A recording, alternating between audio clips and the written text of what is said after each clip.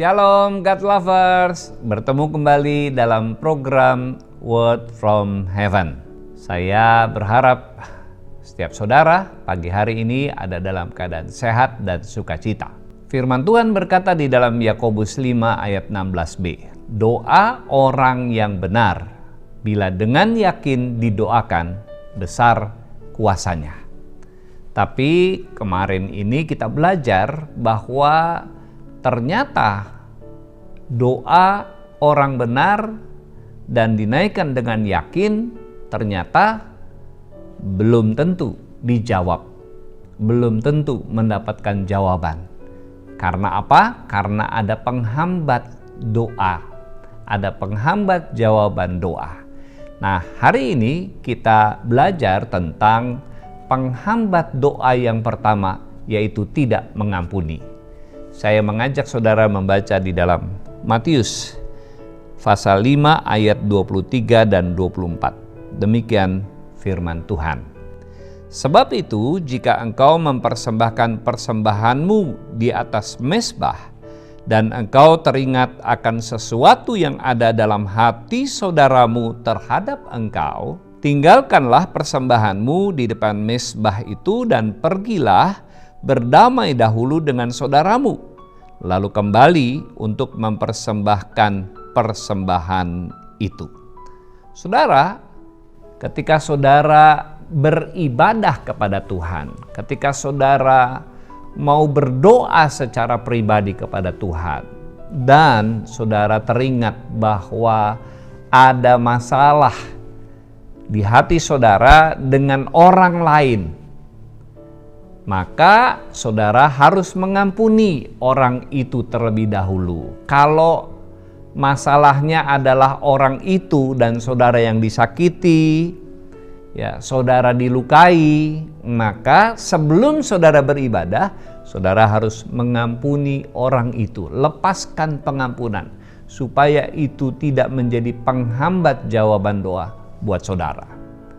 Tetapi kalau saudara yang menjadi sumber masalah dan orang itu sakit hati terhadap saudara, maka saudara harus pergi kepada orang itu dan membereskan masalah saudara, sehingga itu tidak menjadi penghambat doa. Kegiatan ibadah tidak akan diterima oleh Allah apabila kita menjalankannya dalam hati yang sedang marah atau kita menjadi sumber kemarahan orang lain. Jadi, nasihat Alkitab adalah tinggalkan dulu persembahan saudara, bereskan masalah saudara dengan orang tersebut, sehingga itu tidak menjadi penghambat jawaban yang kita rindukan dari Tuhan. Jika kita datang pada Tuhan mempersembahkan korban dan berdoa, tetapi ada penghambat, saudara tidak akan mendapatkan jawaban atas permohonan saudara.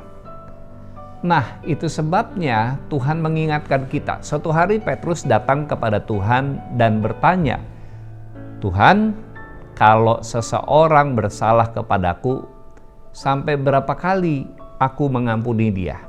Tuhan menjawabnya, kamu harus mengampuni orang itu 70 kali 7 kali. Wah, itu angka yang sangat-sangat besar. Maksud daripada kalimat itu adalah engkau harus mengampuni seseorang sampai tidak terhingga. Bukankah Tuhan sudah mengampuni dosa dan kesalahan saudara dan saya, dan dosa yang kita lakukan seumur hidup kita? Itu tidak terhingga jumlahnya, tapi Tuhan tetap menyediakan pengampunan asal saudara datang dan memohon pengampunan kepada Tuhan. Saudara, suatu hari ada seorang pria yang mengalami sakit insomnia, tidak bisa tidur. Terpaksa dia harus mengkonsumsi obat tidur setiap hari. Dan dosisnya semakin hari semakin meningkat. Dia mencoba pergi ke dokter yang berbeda-beda.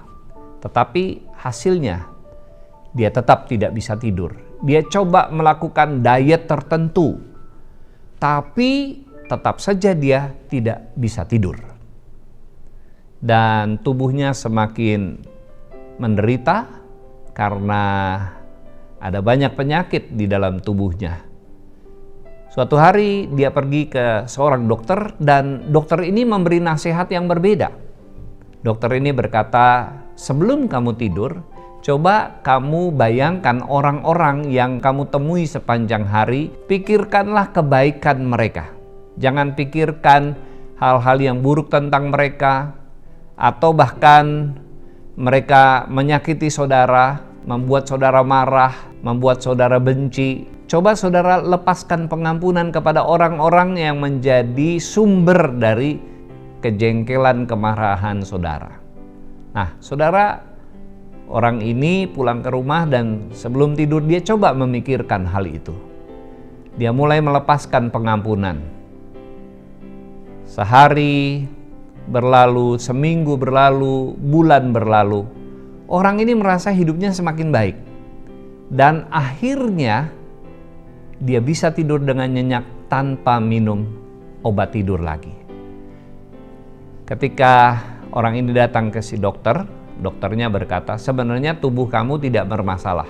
Tetapi yang menjadi sumber masalah adalah kamu tidak mengampuni orang-orang yang ada di sekelilingmu yang membuat engkau sakit hati dan marah. Dan ternyata saudara, obatnya hanyalah melepaskan pengampunan.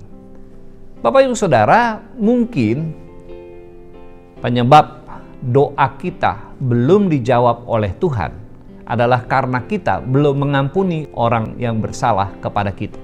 Karena firman Tuhan berkata, apabila engkau mengampuni seseorang, maka dosamu juga akan diampuni oleh Bapamu di sorga. Tapi apabila engkau tidak mengampuni seseorang, maka dosamu juga tidak diampuni oleh Bapamu di sorga. Tuhan tidak akan menjawab orang yang tidak diampuni dosanya. Itu sebabnya mungkin ini penghalang dari jawaban doa yang selama ini kita sedang nanti-nantikan. Mari lepaskan pengampunan kepada orang-orang yang menyakiti saudara. Mari kita berdoa. Terima kasih untuk firman Tuhan yang menegur kami. Saat ini kami mau mengingat-ingat orang-orang yang menjadi sumber penyebab kami sakit hati, marah, jengkel, dan dendam. Dan kami mau melepaskan pengampunan kepada mereka. Di dalam nama Tuhan Yesus, kami mau melakukan firman Tuhan dengan mengasihi orang-orang yang menyakiti kami. Dan kami percaya kasih agape melingkupi kami, memampukan kami. Terpujilah namamu Bapa, dalam nama Tuhan Yesus kami berdoa dan mengucap syukur. Amin. God Lovers diharapkan membagikan link YouTube renungan ini kepada saudara-saudara kita, kerabat dan teman-teman supaya mereka juga diberkati.